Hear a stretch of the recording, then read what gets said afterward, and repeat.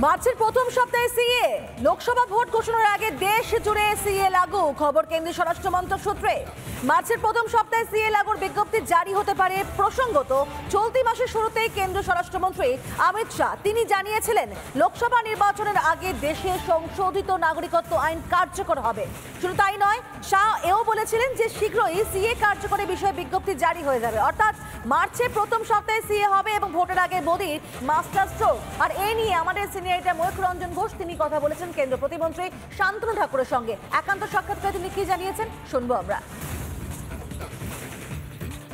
Central government বাইরের দেশের লোকেদের সিম্প্যাথিক্যাল গ্রাউন্ডে ভারতবর্ষে সিটিজেনশিপ দিচ্ছে, সেটা বহিরাগত মানুষ যারা তাদেরকে এন্টারিং করা হচ্ছে। এটা আর্টিকেল 14 কি করে ভায়োলেট হয় এটা আমি বুঝে উঠতে পারছি না, কারণ এই দেশে সংখ্যালঘুদের ব্যাপারে কোনো কিছু বলা হয়নি। এরা তো আদি বাসিন্দা আমাদের।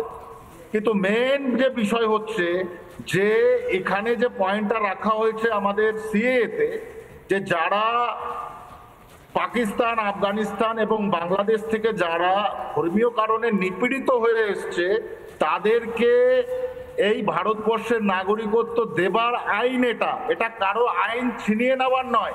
এখানে আন্ডার আর্টিকেল 14 কি করে ভায়োলেট হচ্ছে। তাহলে এই কথা শান্তনু বাবু, তাহলে যে এই কথা বলা হচ্ছে যে মমতা বন্দ্যোপাধ্যায় বারবার বলছেন যে সমস্ত মতুয়া সম্প্রদায়ের মানুষকে সমস্ত কিছু দিয়ে দেওয়া হয়েছে, সব নাগরিকত্ব দিয়ে দেওয়া হয়েছে, আবার বিজেপি কি করতে চায়, কি বলতে চায়, এটা যদি একটু ক্লিয়ার করে বলে দেন। দেখুন, এটা তো সিম্পল ম্যাটার। যদি সিএ অর্থাৎ সিটিজেনশিপের ম্যাটারটা যদি এত ইজি হতো, এত ক্লিয়ার হতো, তাহলে প্রিভিয়াস যে কংগ্রেস গভর্নমেন্ট ছিল, ইউপিএ গভর্নমেন্ট, তাদেরকে এতবার কেন অ্যামেন্ডমেন্ট করতে হয়েছে? এটাকে 71 সালে একবার অ্যামেন্ড হলো, তার আগে 47 সালে দেশভাগের পরে লিয়াকত আলী আর জওহরলাল নেহেরু চুক্তি হলো। 80 সালের পরে রাজীব গান্ধী সেটাকে আবার নতুন করে অ্যাক্ট করলো। এত অ্যাক্ট করার কি দরকার ছিল? একবারে তো বলে দিতে পারতেন তারা যে ভারতবর্ষে যারাই আসবে তারাই নাগরিক। তো এত নাটকের দরকার নেই। তার পরিসমাপ্তি করবার জন্য বিজেপি এই যে এতদিন ধরে যে যারা বহিরাগত ওপার বাংলার মানুষ তাদের সঙ্গে যে একটা নাটক এবং ছলছাতুরি করা হয়েছে, তার আজকে সমাপ্তি ঘটতে চলেছে বলে এই যে অপোজিশন যে দলগুলো আছে, টিএমসি বলুন, কংগ্রেস বলুন, সিপিএম বলুন, যাদের বলুন, সিপিএম, কংগ্রেস, তৃণমূল এই বিরোধিতাটা করছে কেন? এই বিরোধিতাটা করছে কেন? এদের হজম হচ্ছে না যে এদের দ্বারা তো এটা সলিউশন হলো না। ভারতীয় জনতা পার্টির সরকার এটাকে সলিউশন করে দিচ্ছে, তো অটোমেটিক্যালি এদের পেটের ভাত হজম হবে না, বদহজম তো হবেই এদের। তো আমি বলতে চাইছি যে এদের বদহজম হোক আর এদের হজম হোক, আমাদের কোনো ব্যাপার নেই। আমাদের কেন্দ্রীয় সরকার একদম সংকল্পবদ্ধ ছিল যে সিএ ভারতবর্ষের আইন, এবং সেই আইনকে আগামী দিনে আপনারা দেখতেই পাবেন, আজকে ডিক্লেয়ার করে দিয়েছে অনেক নিউজে, সেটা ইমপ্লিমেন্টও হবে এবং যারা ওপার থেকে এসেছে তারা ভারতবর্ষের নাগরিকত্ব পাবে। এটা একদম স্বাভাবিক, এর মধ্যে সিটিজেনশিপ কেড়ে নেওয়ার কোনো ইস্যু নেই। কিন্তু তৃণমূল কংগ্রেস যে ভয়টা পাওয়াচ্ছে বাংলার মুসলিমদের জন্য, যে এটা একটা আতঙ্কের বিষয় হয়ে যেতে পারে বলে যে ভয়টা পাওয়াচ্ছে, এই ব্যাপারে কি বলবেন? এটা ভোট ব্যাংকের পলিটিক্স, যাতে মুসলিমরা বিজেপির উপরে খেপে যায়, তার জন্য এই মমতা বন্দ্যোপাধ্যায় এবং তার যে এই অপদার্থ একটা সরকার লাস্ট 12 বছর ধরে চলছে, ঠিক আছে, প্যারালাইজ সরকার, যাকে টেনে তুলতে হচ্ছে মানুষের, ঠিক আছে, সেই সরকার সংখ্যালঘুদের ভোটটাকে পার্সোনালি গ্র্যাব করবার জন্য আজকে এই সমস্ত চক্রান্ত করছে। আমি সমস্ত সংখ্যালঘু ভাইদের বলতে চাই, যে আইন হয়েছে এই আইনে কোনোভাবে ভারতবর্ষ থেকে সংখ্যালঘু ভাইদের কোনোভাবে সিটিজেনশিপ যাওয়ার কোনো জায়গা নেই, কারণ এই আইন। শুনলেন কেন্দ্রীয় প্রতিমন্ত্রী, তিনি পরিষ্কার বলছেন যে একেবারে নাগরিকত্ব কিনে দেওয়ার নাম নয়, নতুন করে নাগরিকত্ব দেব এবং একই সঙ্গে যারা ওপার বাংলার রয়েছেন তারাও নাগরিকত্ব পাবেন, এবং অবশ্যই বঙ্গে মতুয়াদের জন্য একটা বড় স্বস্তি, এমনটা আমরা শুনতে পারলাম শান্তনু ঠাকুরের মুখে। একইভাবে আমাদের অপর সিনিয়র এডিটর স্বর্ণালী সরকারের অনেক আগে কিন্তু এক একান্ত সাক্ষাৎকারে ঠিক এভাবেই বক্তব্য রেখেছিলেন কেন্দ্রীয় আরেক প্রতিমন্ত্রী নিশীথ প্রামাণিক। ঠিক তিনি তখন কি জানিয়েছিলেন সেটাও একবার শোনাই আপনাদেরকে, শুনুন। অবাধে অনুপ্রবেশ হচ্ছে। শেখ শাহজাহান রীতিমতো রোহিঙ্গা ক্যাম্প বসিয়ে রেখেছেন, যেটা খবর পাচ্ছি আমরা। বিএসএফ প্রপারলি কাজ করতে পারছে না, যেটা আপনারা বলছেন। সরকার জমি দিচ্ছে না, অতএব সেভাবে ক্যাম্প রেডি করা যাচ্ছে না। তাহলে সলিউশন কোথায়? দেখুন, প্রথম কথা বলবো, আপনারা জানেন যে সিটিজেনশিপ অ্যামেন্ডমেন্ট অ্যাক্ট হয়েছে এবং খুব তাড়াতাড়ি সিএ লাগু হতে চলেছে। এটা আপনাকে আজকে অন ক্যামেরা বলে যাচ্ছি। বিভিন্নভাবে যারা ধর্মীয়ভাবে প্রতারিত হয়ে সেই দেশের সংখ্যালঘু হয়ে যারা এসে ভারতবর্ষে আশ্রয় নিয়েছে, তাদেরকে নাগরিকত্ব, যারা এখন পর্যন্ত পায়নি তাদেরকে নাগরিকত্ব দেওয়া হবে। পাশাপাশি যারা অবৈধভাবে এখানে বসবাস করছে তাদেরকেও। কিন্তু তার জন্য তো তাহলে এনআরসি করতে হবে, মানে কোনটা আগে, সিএ না এনআরসি? তাহলে দেখুন, আমার উত্তরটা হচ্ছে যে আমরা যে অ্যাক্ট হয়েছে, আমরা সিএ যে অ্যাক্ট হয়েছে সেটাকে আমরা ইমপ্লিমেন্ট করব। সেটা কি 2024-এর ইলেকশনের আগে? ইমিডিয়েট সেটা আমরা করব, নিশ্চিতভাবে আমরা 24-এই করব। কিন্তু একটা জিনিস, মানে একটা সাধারণ মানুষের প্রশ্ন আমি বলছি, একদম মানুষের পার্সপেক্টিভ থেকে। সিএ হলো, যারা নাগরিকত্ব পাননি তারা নাগরিকত্ব পেলেন, এদেশে আশ্রয় পেলেন।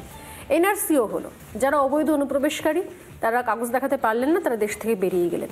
কিন্তু আবারও সে একই জায়গায় ফিরে আসছে, আমি গোল গোল। যদি বর্ডারগুলোকে সিকিউর না করা হয়, তাহলে যারা এনআরসির জন্য বেরিয়ে গেলেন তারা যে আবার পরের মাসে টুকুস করে ঢুকে পড়বেন না, তার কি গ্যারেন্টি রয়েছে? এই সরকারের পরিবর্তন হলে, ভারতীয় জনতা পার্টির সরকার যদি পশ্চিমবঙ্গে প্রতিষ্ঠিত হয়, নির্দিষ্টভাবে বাংলার সমস্ত সীমানা যেখানে যেখানে আনফেন্সড রয়েছে প্রত্যেকটা জায়গায় ফেন্সিং হবে এবং পাশাপাশি ইনফিল্ট্রেশন 100% সেখানে বন্ধ হবে। এটা আপনাকে আজকে অন ক্যামেরা বলে দিলাম।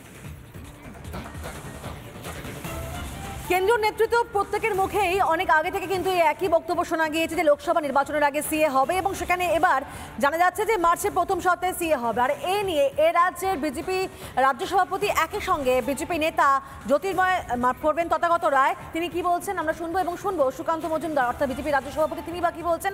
একই সঙ্গে জ্যোতির্ময় সিং মাহাতো অর্থাৎ বিজেপির সাংসদ, তিনি বা কি বলছেন, শুনবো আমরা এক এক করে। লাগু হয়ে যাওয়া উচিত।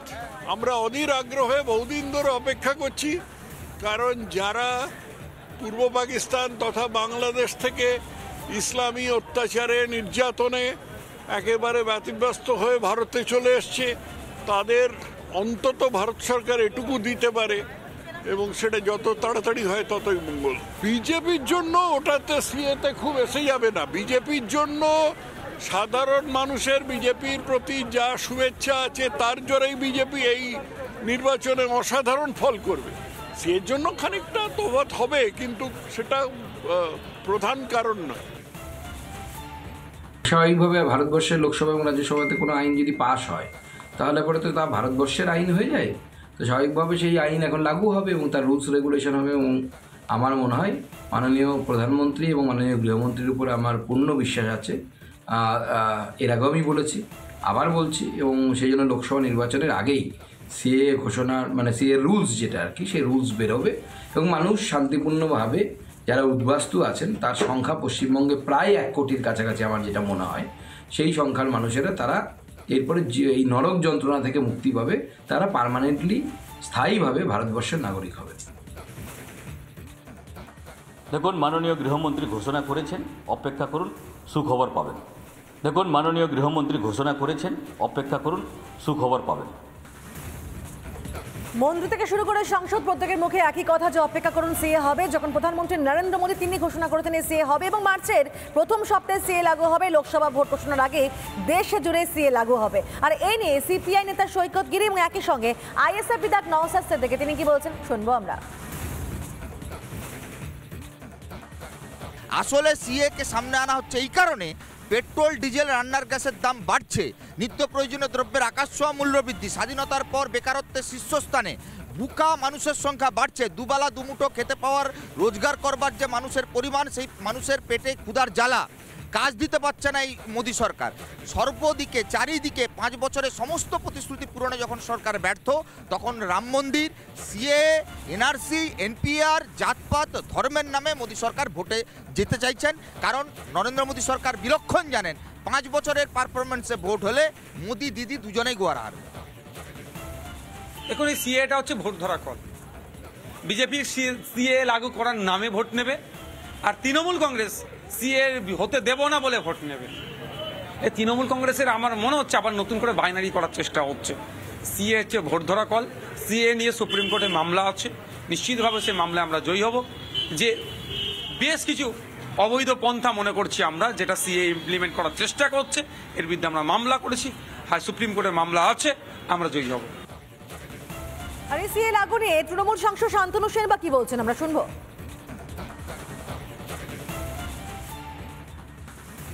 সিএ নিয়ে নাটক করছে বিজেপি বিগত প্রায় 5 বছর ধরে। 9 বার তারা এক্সটেনশন চেয়েছে শুধুমাত্র রুল ফ্রেম করার জন্য, এবং এখনো অবধি তারা রুল ফ্রেম করতে পারেনি। নির্বাচনের আগে আবার খুদর কলের মতো সিএ নিয়ে আসছে, এবং আমরা দেখলাম তার একটা অঙ্গ হিসাবে হঠাৎ করে বাংলায় Matua, schedule caste, schedule tribe সম্প্রদায়ের বেশ কিছু মানুষের হঠাৎ করে আধার কার্ড বাতিল করে দেওয়ার চিঠি পাঠিয়ে দেওয়া হলো তাদের বাড়িতে। আমাদের স্ট্যান্ড অত্যন্ত পরিষ্কার, যারা এখানে থেকে ভোটাধিকার প্রয়োগ করে ভোটার কার্ড দেখিয়ে ভোট দিয়ে রাজ্য সরকার, কেন্দ্রের সরকার নির্বাচিত করে, তারা সবাই আমার দেশের নাগরিক। নতুন করে তাদের নাগরিকত্ব প্রমাণ করার কোনো প্রয়োজন নেই। আমরা এর বিরোধিতা আগেও করেছি, আজও করছি, আগামী দিনেও করব।